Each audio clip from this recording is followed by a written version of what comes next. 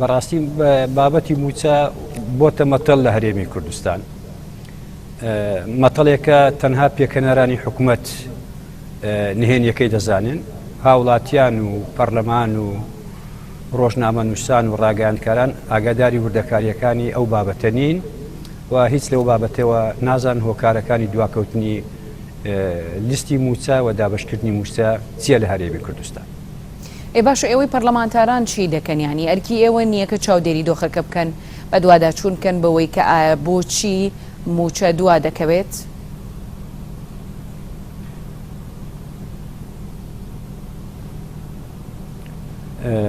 لە ڕاستیدا یەکێ لە ئەرکەکانی پەرلەمان جگە لە دەرکردنی یاسا چاودێریکردنی کاروبارەکانی حکوومەتە. بەداخەوە ماوەی 8 ساڵە لە هەرێمی کوردستان پرۆژە یاسای بودجەمان نییە حکوومەت بە ئارەزووی خۆی بە بڕیار پارە خەرج دەکا و هیچ چاودێریەک نە لەلایەن پەرلەمانەوە هەیە و نە لایەن ڕقابەی هەرێمی کوردستان یاخود چاودێری دارایی هەرێمی کوردستانی شەوە بۆ ئەوەی وردبینی لە ئەو بابەتانە بکەن. ئەوەی دەکرێت حکوومەت خۆی موچەکان دابش دەکا بەبێ ئەوەی لێپرسینەوە هەبێ و بێ ئەوەی چاودێری هەبێ و پەرلەمان لەو ئاستانە لەو بارودۆخەدا بتوانێت لێپێچینەوە لێپرسینەوە یا بەدواداچوون بۆ کارەکانی حکوومەت بکات چونکو یاسایەکمان نیە بە ناوی یاسای بودجە لە هەرێمی کوردستان بۆیە ئەو بابەتێکە تەنها ئەوانەی کە حکوومەتیان پێکێناوە ئەوانە بەرپرسیارەتی یەکەم لە ئەستۆ دەگرنە بەر و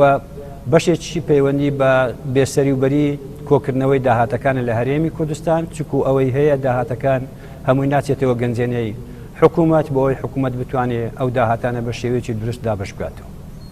باشە ینی لێرە باست لەوە کرد کە نەبوونی یاسای بودجەوای کردووە کە ئێوە نەتوانن لێ پێچینەوە لە یاخود بە دوواداچوون کەن بەوەی کە ئاداهاتی هەرێمی کوردستان چەندە و بۆچی بەکاردەهێنرێ بەڵام خۆ پەرلەمان دەتوانێت بانگێشتی وەزیری دارایی حکوومەتی هەرێمی کوردستان بکات دەتوانێت بانگێشتی سەرۆکی حکوومەت سەرۆکی هەرێمی کوردستان و تەواوی ئەو جومگانی کە پێویستن بانگیان بکە ئەی بۆ ئەمەی نەکردووە.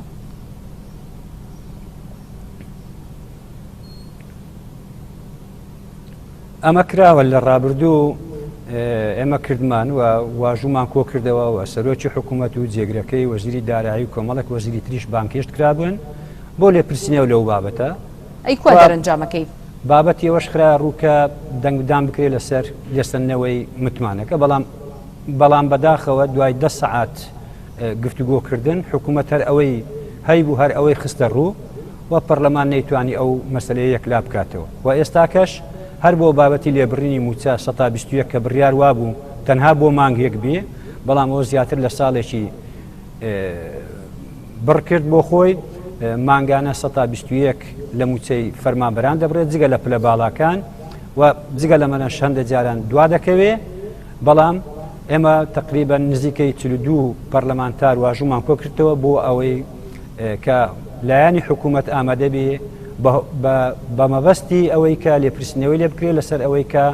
بۆچی تا ئێستا لێبڕینی موچە 121 بەردەوامە و بۆچی موچە دوا دەکەوێت و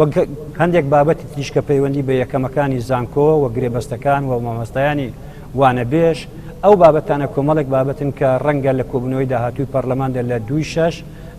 قسەی لەسەر بکرێت بە ئامادەبوونی حکوومەت و ئەگەر حکوومەتیش ئامادە نەبێ بڕیار وایە بەبێ ئامادەبوونی حکوومەت ئەو بابەتە بڕێوە بچێت. باشە بابەتێکی دیکە هەیە ئەویش پرسی بڕینی دەرماڵە و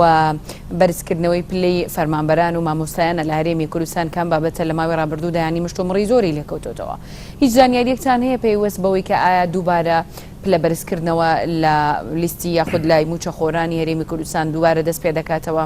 ئەو دەرماڵی کە بردراوە لە ماوەی ڕابردوودا لە یاسای چاکسازیدا چۆن جێگەی کراوەتەوە؟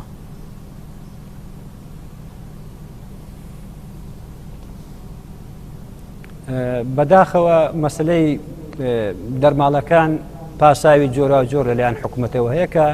گوایە جیاوازێکی زۆر لە نێوان دەرماڵەکاندا هەیە ڕێخستنەوەی بۆ دەکرێت بەڵام بە قەنەعەتی ئێمە بەشێک لە دەرماڵانە دەبردرێن و ئەوەی زۆربەی ئەو دەرماڵە نازیێژیرانی کە بەخشراوەتە بە فەرمانبەران و موچەخۆرانی هەرێمی کوردستان ڕەنگە دەستکاری بکرێ و ئەو دەرماڵانە بەشێکیان ببردرێ بە تێڕوانینی ئێمە کە ڕەنگە کار بکاتە سەر ژیان و گوزەرانی موچەخۆران و فەرمانبەرانی هەرێمی کوردستان.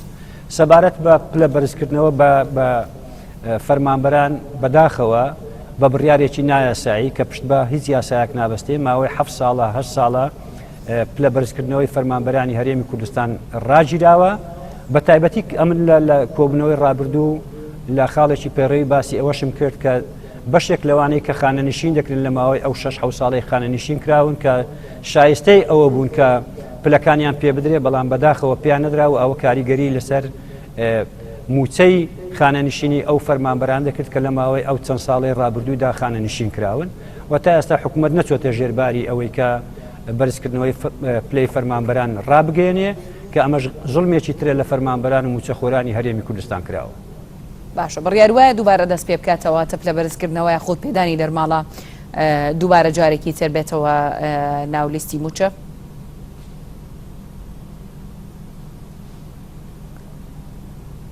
یعنی ڕوونتر بڵێن لە ئێستا زانیاریی ئەو تۆ لە بەردەست نییە بە سەبارەت بە بەرزکردنەوەی پلەی ینی بە تایبەت لە ئێستش کە باز لەوە دەکرێت پرۆژه یاسای بودجەی هەرێمی کوردستان بۆ ساڵی 2021 یاخود 2022 نازانین کەی دێتە پەرلەمانی کوردستان بەڵام کە حکومەت ئاماژەی پێداوە بەم نزیکانە دەینێرێ یعنی لەویە هیچ جێگەی نەکراوەتەوە باز نەکراوە.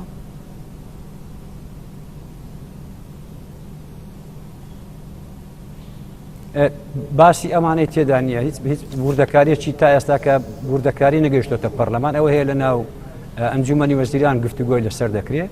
و ڕەنگە پێشهێنانی پرۆژە یاسای بودجە بۆ پەرلەمانی کوردستان دوا بکەوێ و چاوەڕێی ئەو چوونی ئەو شاندان و ئەو ڕێکەوتنەیە کە لەگەر بەغدا کراوە لەسەر بودجە و تا ئێستا کە دیار نییە ئاسۆیەکی ڕوون دیار نییە بۆ ئەوەی کە ئایا ئەو ڕێکەوتنەی لە نێوان هەرێم و بەغدا دەچێتە بوارەی جێبەکردن و پشتی هەرێم چەند دەبێت لە بودجەی عراقیدا چکو چاوەڕێ ئەوە دەکەن کە بۆی بتوانن ئایا ئەو پرۆژە یاسای بودجە بەبێ ئەوەی کە لە بەغداوە دێ ڕەوانەی پەرلەمانی بکەن یاخۆت ئەوەی کە لە بەغداوەشەوە بڕیار وایە بدرێ بە هەرێمی کوردستان بەوەوە بۆ پەرلەمانی کوردستانی ڕەوانە بکەن تا ئێستا ئەو بابەتە وەکو دەڵێن لە ئەنجومەنی وەزیرانی یەکلا نەبووتەوە و تا ئێستا کە پرۆژە یاساکە و وردەکاریەکانی تا ئێستا کە نەگەیشتۆتە پەرلەمان. سپاس بۆ مەحەدین حەسەن ئەندامی پەرلەمانی کوردستان کە بە شێوەیەکی ڕاستەوخۆ لە هەولێرەوە لەگەڵ